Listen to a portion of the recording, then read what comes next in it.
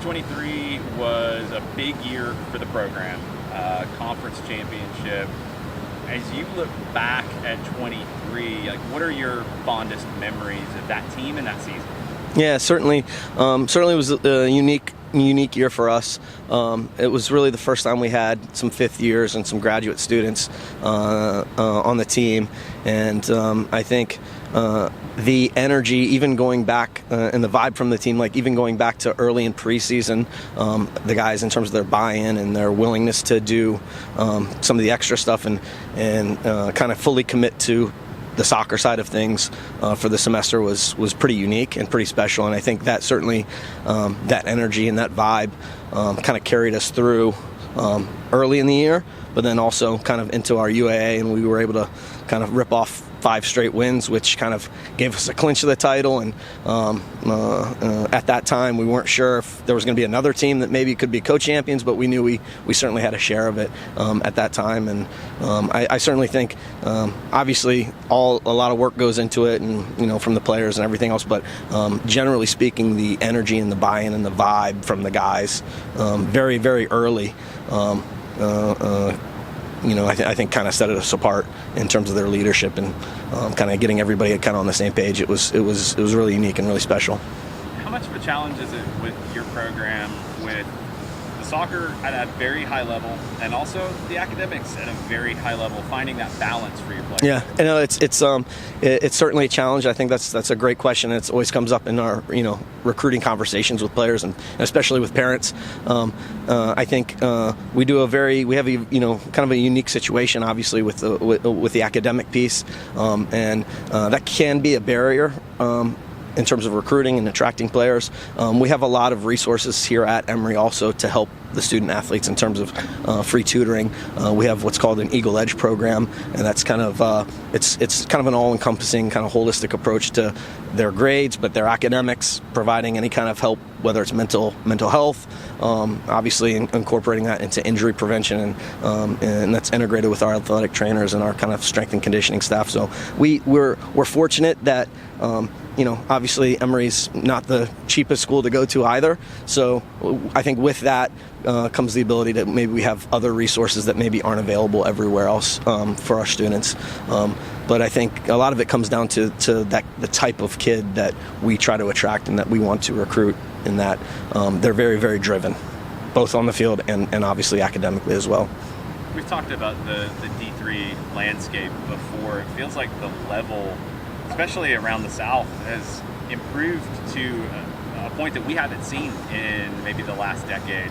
How have you kind of seen the landscape for Emory evolve during your time here?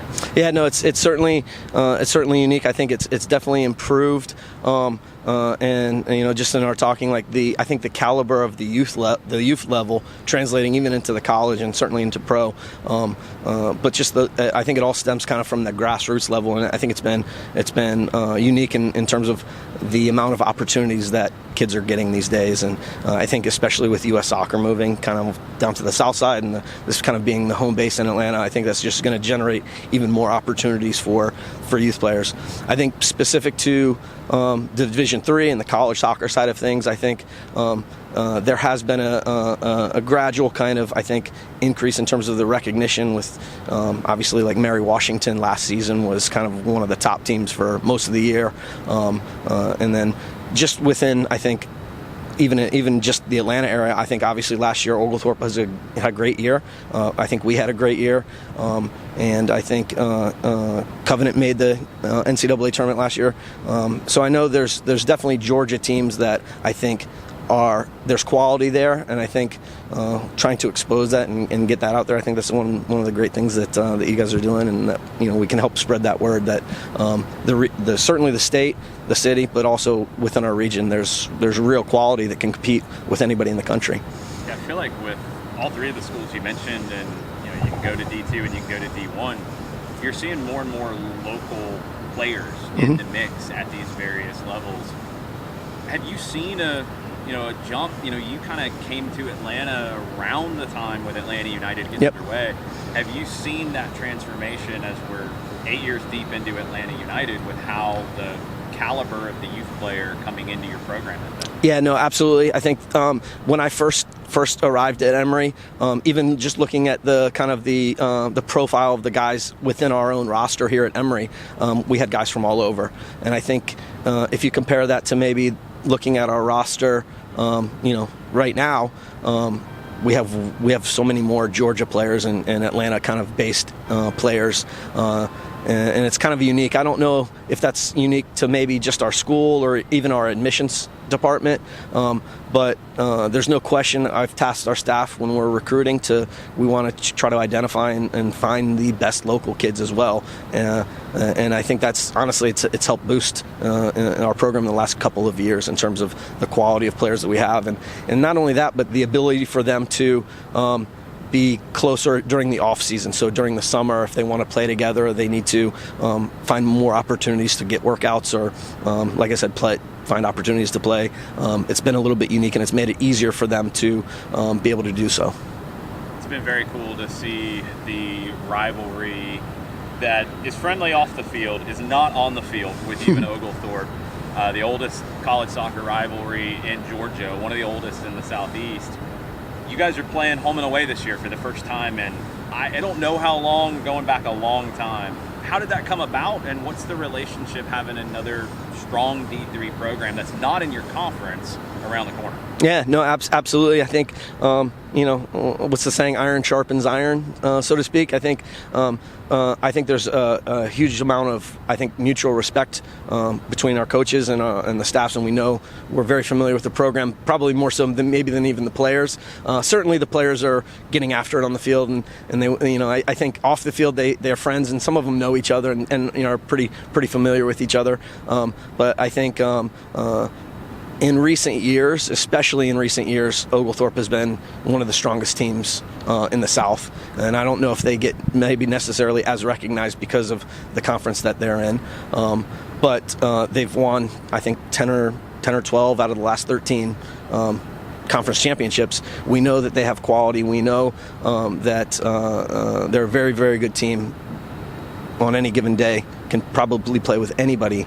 And so that, I think, has kind of in a lot of ways has forced teams around them to be better and take it more serious in terms of the recruiting, and take it more serious in terms of training and getting teams more organized. And I think, like I said, I give a lot of credit to John. I think from where the program used to be to where they are now, I think they're fantastic, and I think they're going to give any team a run for their money. And we certainly see that, recognize that, and we want to match that and be up for all those games that we play. And it's a little bit unique this year. This is the first time we're doing a home and away. Usually we just play them once, but we had a team kind of drop out of the early season, and so we wanted to find a way, honestly, to save a little bit of money too, in terms of the travel, with them being just up the road. That is it's a unique opportunity, and we always want to play the best teams, and if that means playing a team twice, we're open to it.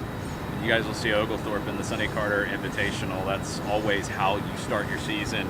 How important is that event to the program and to the school? Yeah, no, it was I know it dates back to, obviously, Sonny Carter was an astronaut in NASA, and he used to play with one of the Atlanta Chiefs back when Pele played back in the 70s. Sonny Carter's probably one of the most recognized and kind of figurehead soccer alumni here. And so I think it was really important to me to try to continue that tradition and keeping that opening weekend kind of invitational tournament kind of going and honoring his kind of his memory. And like I said, it's been an important part to the soccer program. I think obviously opening weekend is a big weekend no matter what, and so I think having that kind of highlighted has been it's been an important piece for our program and something that we take very seriously.